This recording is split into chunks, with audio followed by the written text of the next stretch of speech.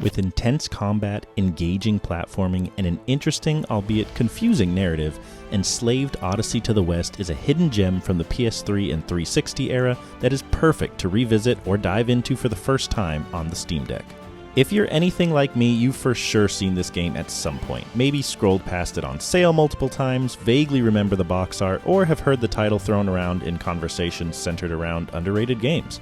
But if you're also like me, you haven't quite taken the plunge, and I'm here to give you the push you need. I'ma just say it up front, the game is fun as hell. It's just a good time, man. It hits all the right dopamine beats for me, has fairly simple but polished gameplay mechanics, and I'm damn glad I finally pulled the trigger.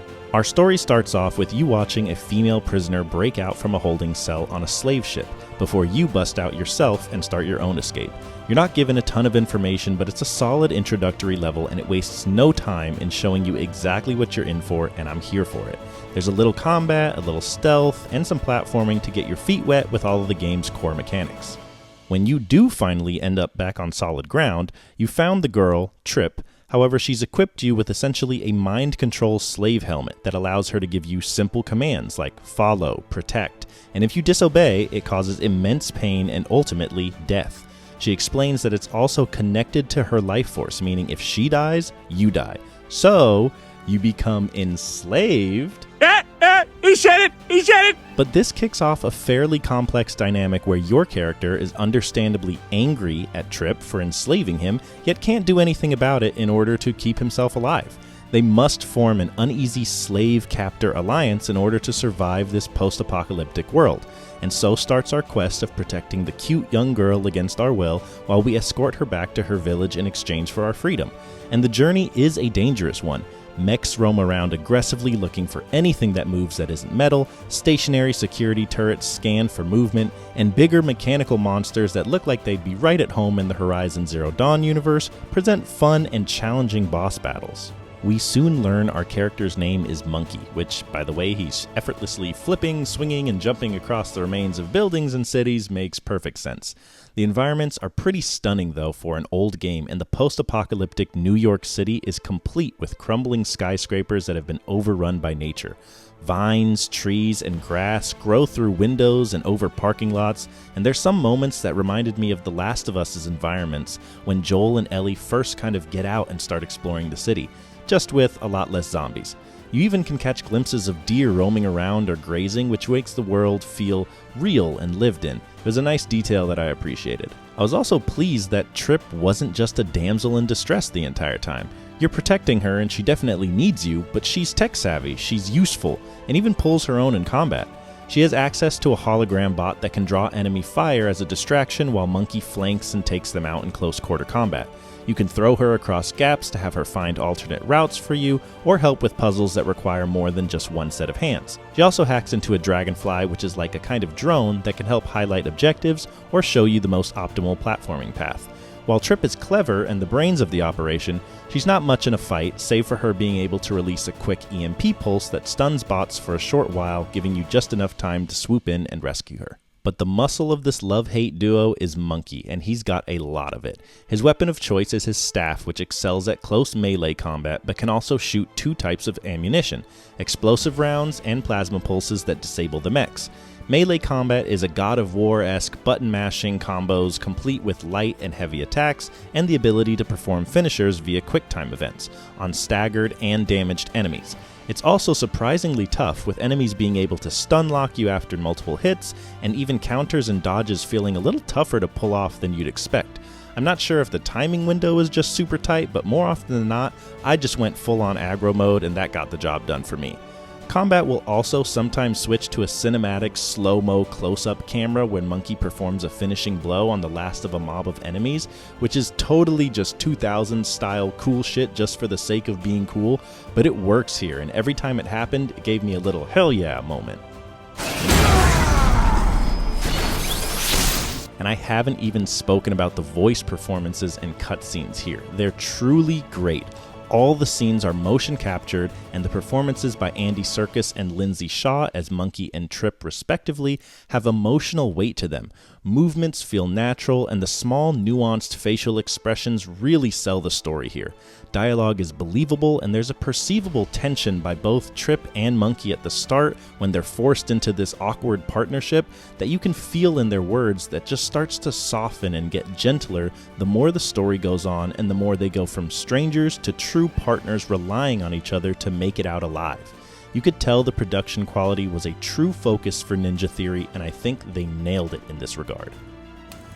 I'm just saying, when my father hears about all you've done for me, I know he'll offer you a home.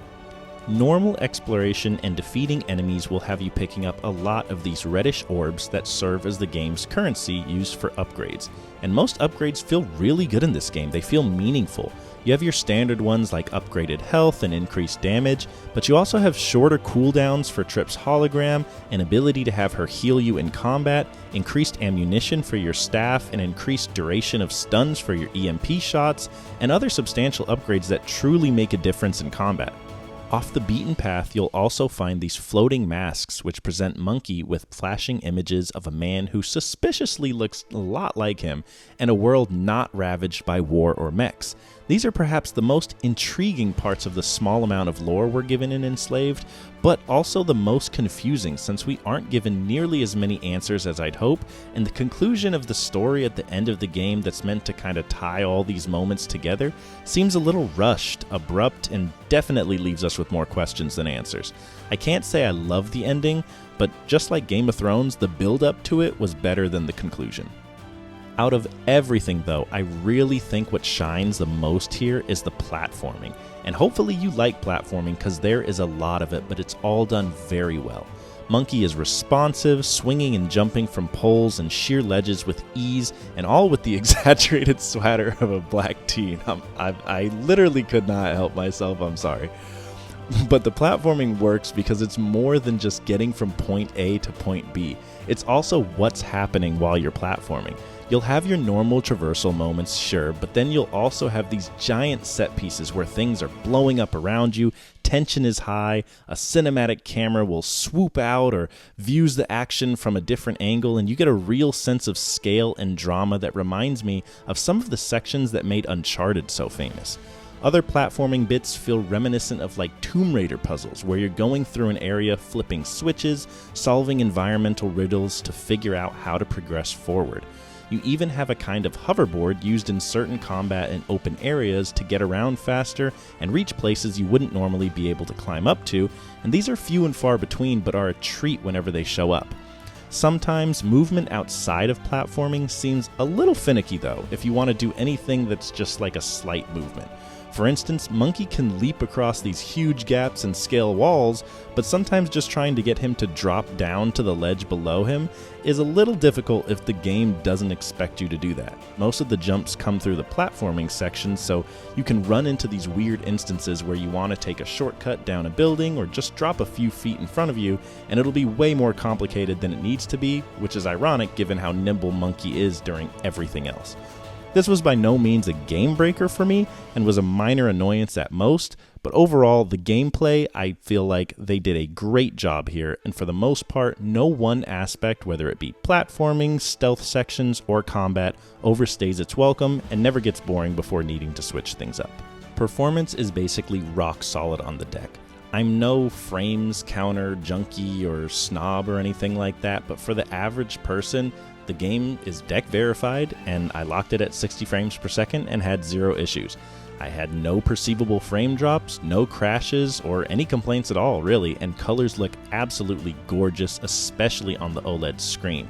In a way, I'm mad at myself for waiting so long to give this game a try because it was so good, but at the same time, I think it fits right at home on the deck, and it would probably still be my preferred way to play regardless. Battery life was also great, usually getting around 4 to 5 hours off of like a full charge, so absolutely no issues here. My verdict is this game is criminally underrated and a true gem from that PS3, Xbox 360 era. Combat is aggressive and hits hard, voice acting and motion capture is extremely well performed, platforming is a standout and the environments are very fun to traverse. The only place where I think this game falters a little bit is the story's rushed ending and the lack of answers we really get about this world.